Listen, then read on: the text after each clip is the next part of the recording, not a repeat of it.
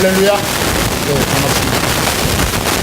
오늘도 하나님 말씀 받을 때 여러분들을 우리 하나님이 진리의 문을 열어주셔서 진리를 깨닫고 은혜 받는 중대한 시간이 되기 바랍니다. 오늘 본문 말씀은 5월 셋째 주일에 성령 강림 주일이었습니다. 성령 강림 주일에 이 성령 강림에 대해서 우리가 말씀을 나눴고, 오늘 본문 말씀은 그 성령 강림의 결과, 어떤 결과가 나타나는가 하는 것을 여러분하고 나누면서 함께 은혜의 학교를 합니다. 예수님께서 이제 죽은 자 가운데서 부활하시고 마지막 예수님의 제자들과의 만남을 감람산에서 가졌다고 제가 말씀드렸습니다. 사도행전 1장입니다. 사도행전 1장에서 부활하신 예수님이 마지막으로 제자들과 회합을 가진 거예요. 회합을 갖고 거기서 예수님이 승천하시기 직전에 제자들에게 주신 아주 중요한 메시지가 있어요. 그래서 사도행전 1장 4절부터 나오는데, 너희는 예루살렘을 떠나지 말고 아버지의 약속하신 성령을 기다려라 했습니다. 너희들은 예루살렘을 떠나지 말아라. 그리고 아버지의 약속하신 성령을 기다려라. 그리고 1장 8절에 보면 오직 성령이 너희에게 임하시면 권능을 받고 예루살렘과 온 유대와 사마리아와 땅끝까지 이르러 내 증인이 되리라 하고 예수님이 싹 올라가셨습니다. 올라가셨는데 제자들이 하늘을 쳐다보고 있었어요. 성경이 높지만 아마 하늘을 쳐다볼 때 입을 딱 벌리고 쳐다봤을 거예요. 고개를 들으면 입은 자동으로 벌어지니까. 네. 그런데 그걸 누가 봤어요? 천사들이 봤어요. 너희들이 왜 하늘을 쳐다보고 있느냐? 너희들이 본 예수님은 올라가신 그대로 다시 오실 것이다. 천사의 음성이 들렸어요. 그러고 이제 예수님의 제자들이 예수님 말씀대로 실천을 합니다. 예루살렘으로 내려왔어요.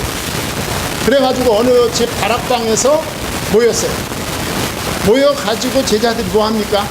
기도를 시작합니다. 기도를 시작했는데, 우리들은 되게 기도할 때 누가 오래 기도하면 되게 짜증나요. 오래 기도하면 짜증나요. 특히 식사기도 오래 하는 사람.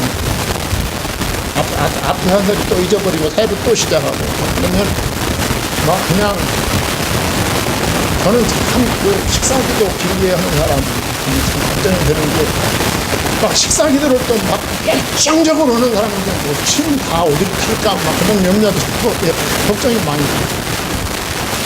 예수님 내가 무슨 얘기하다 식사기도 왜 기도를 열심히 했어요. 기도를. 그런데 우리는 보통 기도를 길게 하면 사람들이 힘들어합니다. 되게 힘들어해요. 제가 청소년 때는 우리 이 암흑의 장로님이 계신데 25분씩 기도하셨어요. 주일날 우리 장로님들 기도 짧게 하는 거 여러분들 감사하셔요. 25분 기도했는데 제가 중학생 때인데 막 이렇게 앉았다 저렇게 앉았다 막 어떻게 그냥 몸둘 바를 몰라요. 그런데 기도를 길게 하면 힘들어하는 거예요. 이 초대교회 성도들이 며칠을 기도했어요? 열흘 동안을 기도합니다. 제가 가끔 말씀드립니다. 열흘 동안을 그냥 기도만 합니다. 이게 성령께서 은혜 주시려고 그냥 시키신 거야. 성령이 시킨 거야. 성령이 시키면 그렇게 할 수 있어요. 제가 가끔 말씀드리죠. 저도 그런 기도 하고 싶다고. 3월달이 기도 시작해서 10월달에 끝났으면 얼마나 좋을까. 네. 그런 기도, 그건 성령의 기도죠. 예수님의 제자들이 그렇게 기도했어요. 열흘 동안. 그런데 그게 마침 무슨 절? 오순절날 열흘째 되는 성령이 임했어요. 사도행전 2장에 불같은 성령, 바람 같은 성령이 임했어요. 임하고 이제 거기서 능력이 나타난 거예요. 진짜. 성령이 임하면, 오직 성령이 임하면 뭘 받고? 권능을 받고 권능이 나타난 거예요. 진짜. 예수님의 말씀대로 권능이 그래가지고 그 성령 충만한 베드로가 설교를 시작합니다. 설교. 사도행전 2장 바로 앞에 달라고 14절부터 36절까지 베드로의 설교가 이 14절부터 36절까지 나와 있는 이 베드로의 설교가 기독교 설교의 표준이야, 표준. 설교가 뭐냐? 본문처럼 하면 되는 거야. 제가 이제 말씀드릴 거예요. 기독교 설교가 뭐냐? 이렇게 하면 되는 거예요. 네. 모든 기독교 설교자들의 설교 내용이 뭐여야 되느냐? 오늘 이대로. 이건 베드로의 설교가 아니라 성령께서 누구를 통하여? 베드로를 통하여 주신 메시지야. 그러니까 누구 설교예요? 성령의 설교인 거야. 성령의 설교. 그래서 우리가 신앙생활 할 때 어느 교회로 돌아가자? 초대교회로 돌아가자. 그러면 초대교회로 돌아가면 그 우리가 돌아가야 될 초대교회로 왜 돌아가요? 초대교회. 그 초대교회가 가장 표준적인 교회인 거예요. 할렐루야. 이런 교회를 여러분들이 찾아야 됩니다. 앞으로 여러분들이 이사가고 뭐 외국으로 가고 어디로 가도 내가 교회를 찾을 때 이런 교회를 찾아야 돼요. 그러니까 오늘 말씀은 여러분들이 신앙생활 하는데 아주 중요한 기준을 제시해 줍니다. 오늘 말씀을 잘 들어야 돼요. 내가 어디 가서, 내가 어디로 이사 가서, 내가 어느 동네로 가서, 어느 나라로 가서 내가 어느 교회를 가야 될까? 이런 교회 가야 됩니다. 이런 교회 가면 틀림없어요. 요게 초대 이 기독교회의 하나의 표준이야, 표준. 네. 기독교 설교자는 어떻게 설교해야 되느냐? 요 성령의 설교, 베드로의 설교처럼 하면 되는 거야. 그러면 기독교인은 어떤 설교를 들어야 되느냐? 요런 설교를 들어야 됩니다. 할렐루야. 요런 설교를 들을 줄 알아야 됩니다. 저는 목회하면서 제일 감사한 게, 제일 좋은 선물이 무슨 선물이냐면 설교를 들어줄 줄 아는 성도님이 있는 거 너무 감사합니다. 너무 감사합니다. 그러니까 여러분들이 요 말씀을 기준으로 딱 봐가지고 청운교회가 요대로 안 가고 다른 데로 간다면 빨리 교회 옮겨야 돼. 여기 오래 나오면 안 돼, 큰일 나. 네. 이게 잘 보셔야 해요, 잘 보셔야. 네. 그러니까 성도들이 이런 훈련이 안 돼 있어요. 그러니까 나 2단에 넘어가고 아무 교회나 가는 거야. 아무 데나 가는 거야, 아무 데나. 자, 그래서 베드로가 설교하는데 이건 베드로의 설교가 아니고 누구 설교? 성령의 설교다. 성령의 설교야, 성령의 설교. 네. 그러니까 성령 뭐라고 했어요? 예루살렘을 떠나지 말고 아버지의 약속한 성령을 기다려라. 오직 성령이 너희에게 임하시면 권능을 받고 예루살렘과 유대와 사마리아와 땅끝까지 이르러 내 증인이 되리라. 그 내 증인이 누구의 증인? 예수의 증인이 되는 거야. 예. 그러니까 성령은 누구의 증인이냐? 예수의 증인인 거야. 그러니까 성령 충만한 사역자는 누구의 증인? 예수의 증인인 거야. 이 답을 딱 가지고 있어요, 여러분. 그래야 흔들림이 없는 거야. 신앙생활 할 때 흔들림이 없는 거야. 요 답을 딱 잡고 있어야 돼. 예. 그러니까 설교자는 누구의 증인? 예수의 증인이야. 그럼 성도 여러분들은 또 역시 누구의 증인? 예수의 증인이 돼야 돼. 다른 거 신경 쓰면 안 됩니다. 예수 이름 딱 붙잡고 나가면 다른 거는 하나님이 덤으로 다 채워주시는 거야. 필요할 때마다. 돈이 필요하면 돈 채워주시고, 사람이 필요하면 사람 채워주시고, 명예가 필요하면 명예 채워주시고, 그 예수 이름을 증거하는데 권세가 필요하면 권세 채워주시는 거야. 그 사도행전에서 사도 바울을 통해서 그걸 그대로 보여주시는 거야. 그거. 그러니까 이거 딱 붙잡아요. 그래서 이제 사도 베드로가 설교하는 거야. 설교를 하는데 뭘 설교하느냐 하면, 자, 14절로 21절에 보면 본문을 말씀합니다. 본문. 14절로 28절은 성령 강림은 하나님의 약속 성취다. 그걸 제시하는 거예요. 이 성령 강림은 어느 날 갑자기 일어난 사건이 아니다. 네. 성령 강림은 하나님이 구약 성경에 이미 약속하신 것이다. 어느 날 갑자기 우발적 사건이 아니라 하나님이 약속이 있었고 그 약속이 성취된 것이다 라고 하는 걸 제시합니다. 성령 강림이 구약 성경의 약속 성취임을 딱 제시하는 거예요. 그러면서 이제 14절로 21절까지 본문을 얘기하고, 그 다음에 이제 22절부터 본격적으로 누구를 증거할까요? 예수님을 증거합니다. 바로 앞달라게 우리가 예수님을 증거해요. 자, 예수님을 증거하는데 22절에서 예수의 생애를 증거합니다.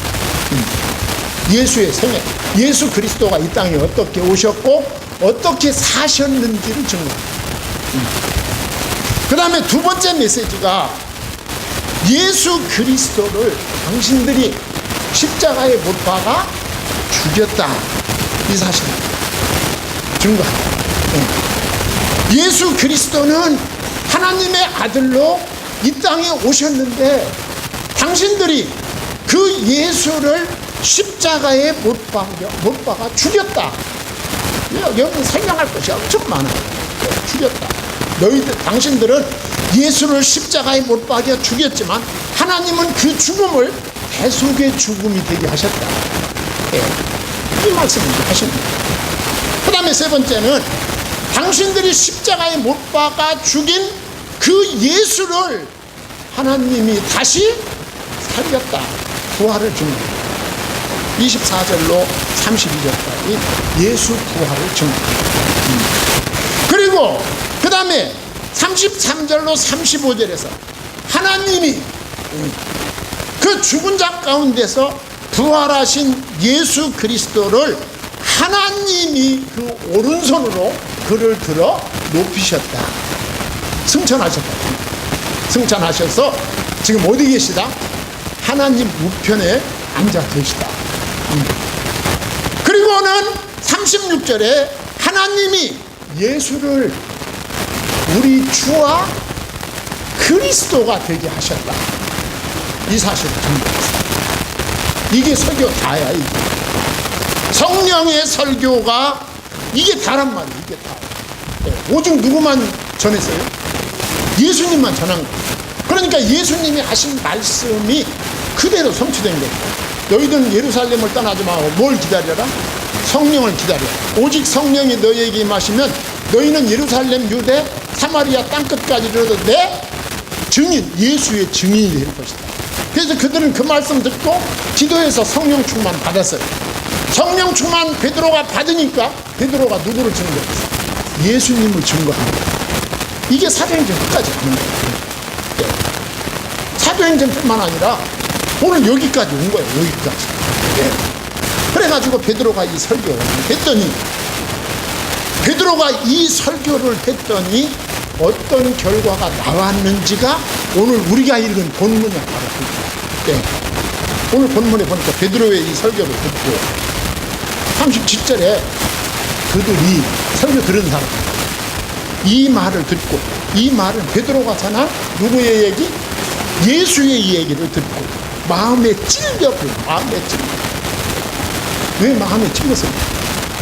마음에 찔린 이유가 몇 가지가 있어요. 아니 베드로의 설교를 듣고 보니까 우리와 생활을 30여 년 동안 같이 하던 그 예수가 바로 누구였네? 그리스도였네. 우리와 생활을 같이 하던 우리 주변에 있는 그가 바로 하나님의 아들이었네.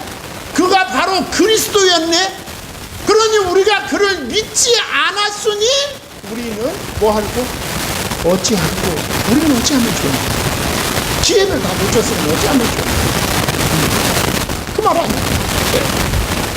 뿐만 아니라 우리는 그 예수를 십자가에 못 박여 죽이는데 죽이라고 소리를 쳤고 그 예수를 십자가에 못 박여 죽이는 게 옳다고 그쪽에 가편 투표를 하고 그 예수를 십자가에 못 박여 죽이라고 아우성을 쳤고 마침내 예수는 십자가에 못 박혀 죽었으니 우리는 어찌하고 해결책이 뭐냐?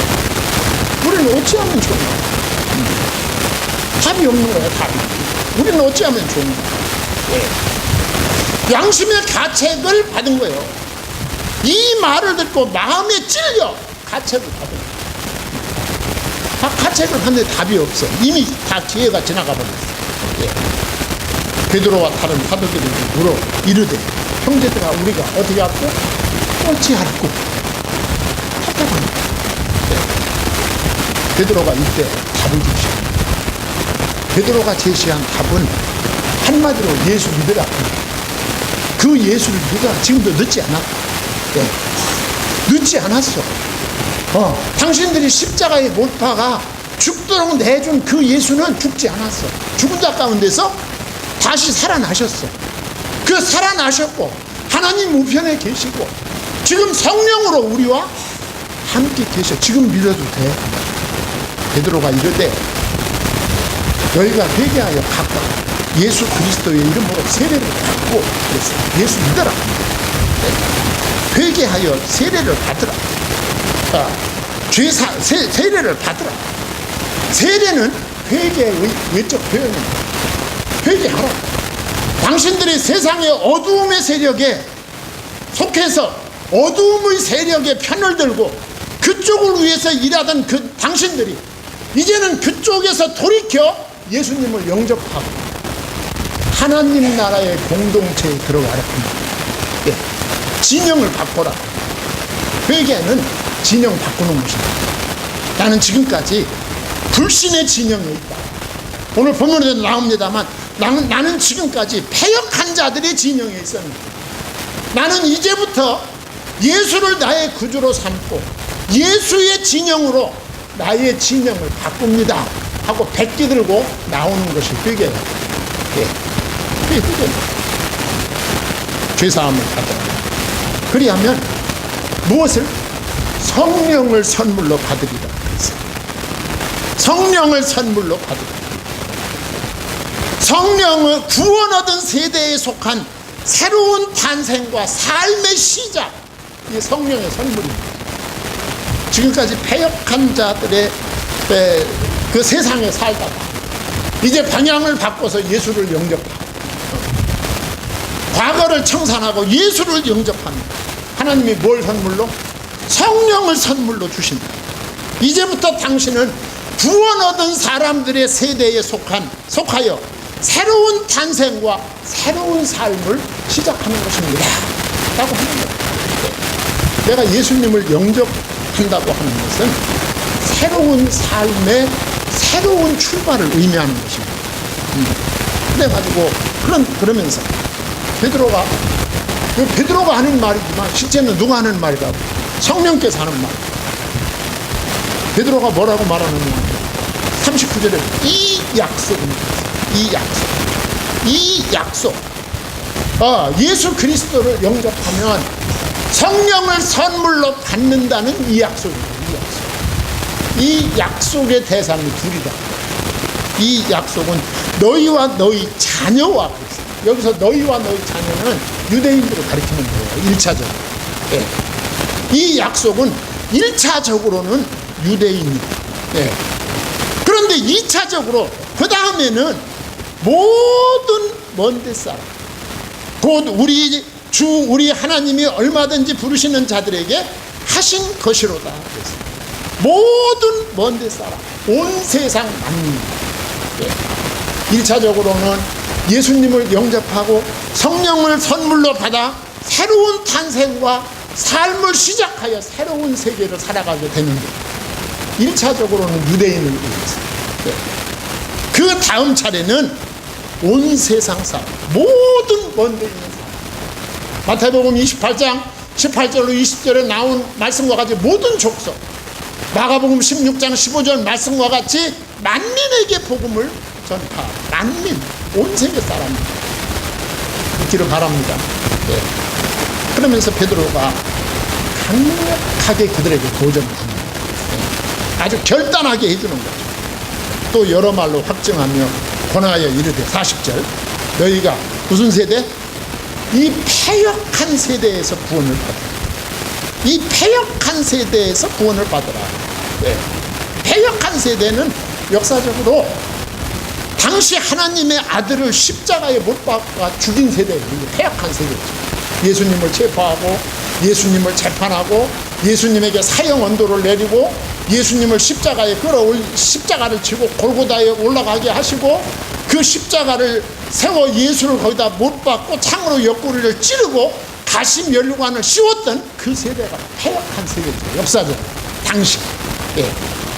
궁극적으로는 모든 세대에 예수 그리스도를 영접하지 아니한 집단의 총칭입니다. 패역한 세대. 구원을 받는다는 것은 아까 말씀드린 대로 이 패역한 세대에서 빠져나와 하나님의 공동체로 들어오는 거야. 진영이든 뭐 진영이든 믿기를 바랍니다. 그래서 한 사람 전도하기가 그렇게 그렇게 어려운 거예요. 전도하기. 네. 한 사람이 그 패역한 세대에서 빠져나올 때 이 폭력배들이 그래 잘 가라 하고 놔주지 않아요. 그 마귀 새끼들이 너 잘 가라 하고 놔주지 않는다니까. 예. 하여간 끝까지 붙잡고 있을 때까지 붙잡고 있는 거예요. 예. 그래서 한 사람을 전도하려면 그 사람이 예수님을 영접하고 세례 받고 성령 받아 성령의 능력으로 자립해서 살아갈 때까지 옆에 사람들이 도와줘야 돼요. 한 사람이 거기서 빠져나오는 게 그렇게 어려운 거예요. 그래가지고 베드로가 이 설교를 했어요. 설교를 했는데 이렇게 하면 이제 어찌할꼬 하는 사람들에게 지금 답을 제시했죠. 어찌할꼬 하는 사람들에게 뭐라고요? 뭐 하라고? 회개하고 예수 믿어라. 나 예수 영접하라. 그랬더니 무슨 일이 생겼는지 놀라운 일이 생겼어요. 이건 사람의 일이 아닙니다. 자, 41절에 보면 그 말을 받은 사람들은 세례를 받습니다. 이날의 신도의 수가 3,000이나 더 됐어요. 네.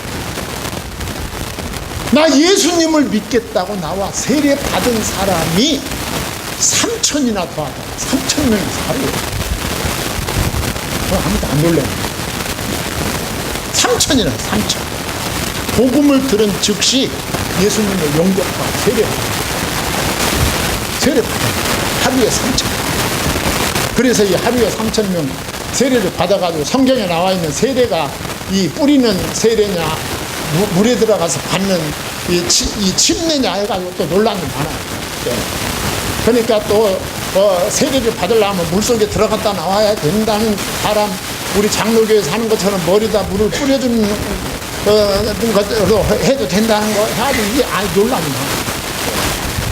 그런데 물에 들어갔다 나오는 것이 불가능한 것은 물에 들어갔다 나오면 하루에 3,000 불가능하죠.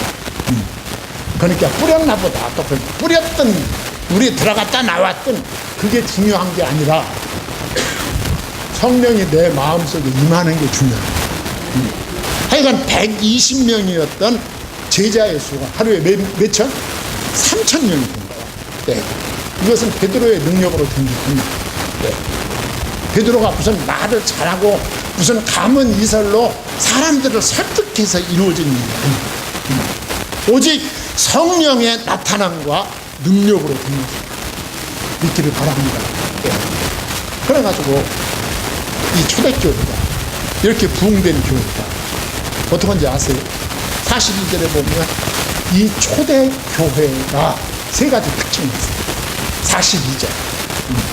이 초대교회는 하여간 기독교 역사 2000년에 있어서 가장 모범되고 표준된 교회다.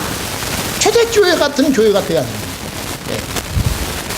자, 어떤 교회가 됐느냐? 42절에 짤막한 이 한 절 성경 말씀 속에 세 가지 특징이 있어요. 초대교회는 가르침을 받는 교회가 됩니다. 할렐루야. 우리들은 교회 한 10년만 다니면 다 자기가 예수님하고 비슷한 줄 알아. 동의 안 하네? 네. 배우려고 오질 않아, 배우려고. 네. 한 10년, 15년, 20년 되면 완전히 그냥 뭐 그 수준이 뭐 지리산 작살도사 뭐 비슷해가지고 모르는 것도 없고 빠지고 보면 아는 건 더 없어. 왜? 배우려고 오질 않아. 가르침을 받는 교회가 성령 충만합니다. 우리는 주님 오시는 그날까지 배우려는 자세를 풀면 안 돼요. 아멘. 배우려는 자세를 가지고 있어요. 네. 가르침을 받는 교회였어요. 그럼 뭘 가르침을 받았을까요? 예수님을 가르침 받은 거예요.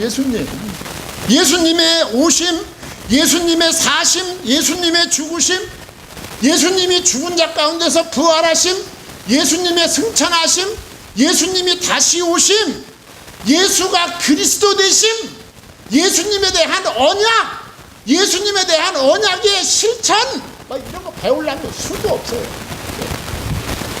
수도 없는데 안 배워도 마음이 편안한 거예요. 진리를 사모하시기 바랍니다. 그 가르침을 받는 거예요. 그 다음에는 교제하고 떡을 떼는 교회. 성도 간의 연합이 이루어진 교회였어요. 정말 성령 받은 교회는 성도 하나하나가 상대를 소중하게 여깁니다. 할렐루야. 네. 그래서 성령 받은 교회는 정말 그 한 사람 한 사람이 소중합니다. 그리고 그래서 교제가 이루어져요. 네. 그리고 이 떡을 뗀다는 것은 음식을 같이 먹는다는 것도 되고, 또 하나는 성례식을 날마다 거행한다는 의미가 있는 거예요. 그런 교회. 그리고 기도하는 교회. 세 번째. 그러니까 가르침을 받는 교회, 교제하고 떡을 떼는 교회, 기도하는 교회였어요. 여러분, 우리가 성령 충만해도 이 세상을 살아야 돼요. 세상. 예. 우리 육신은, 내가 아무리 성령 충만해도 우리 육신은 이 세상을 살아야 됩니다. 예. 이 세상은 막 흑암 세력들이 믿는 자를 유혹하고 믿는 자를 시험하고 믿는 자를 낭떠러지 위에 얹어놓고 언제 밀지 모르는 이 긴박한 상황입니다. 예. 이런 상황 속에서 우리가 끝까지 믿음으로 승리하기 위해선 무슨 권능을 받아야 돼요? 성령의 권능을 받아야 돼요. 그러기 위해서는 뭘 해야 돼요? 기도해야 됩니다. 초대 예루살렘 교회 그런 교회였어요. 네. 기도를 통해서 하나님의 임재와 교제에 동참했어요.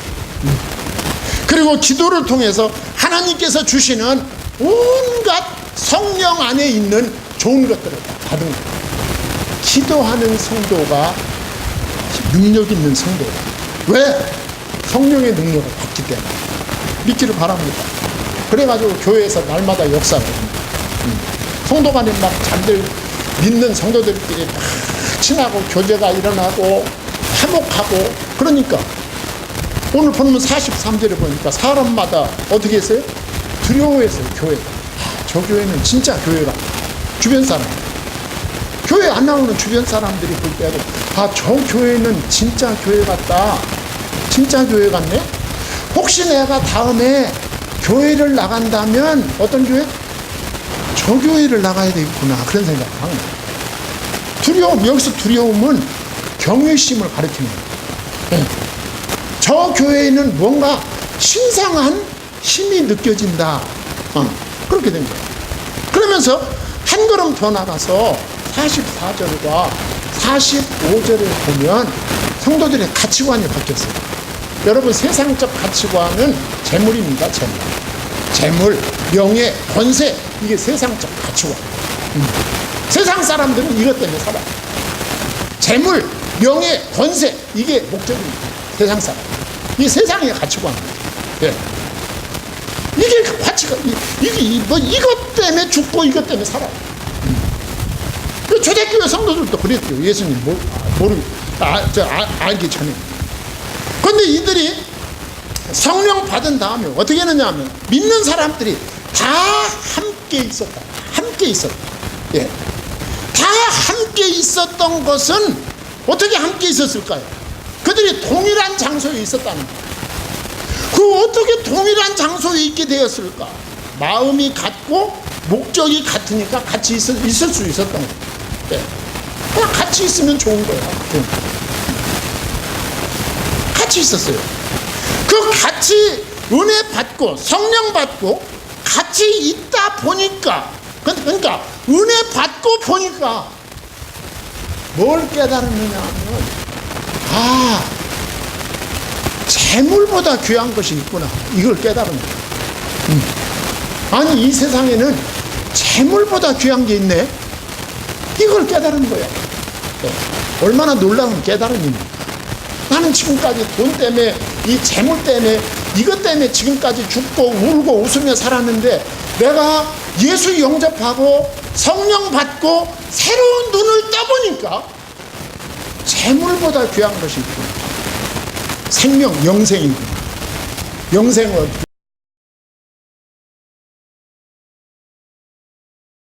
예수 그리스도가 필요하구나. 이걸 깨닫는 거예요. 그리고 함께 있는 성도들이 함께 있다 보니까 필요를 알게 됩니다. 그래가지고 어떻게 됐어요?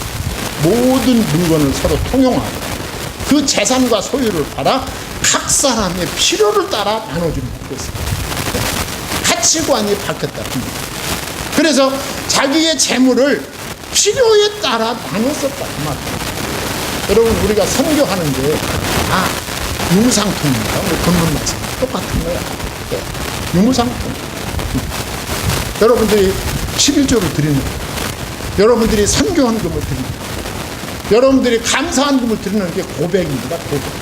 하나님, 내가 예수 영접하고 성령 받았더니 정말 재물보다 물질보다 더 귀한 가치가 있음을 발견했습니다.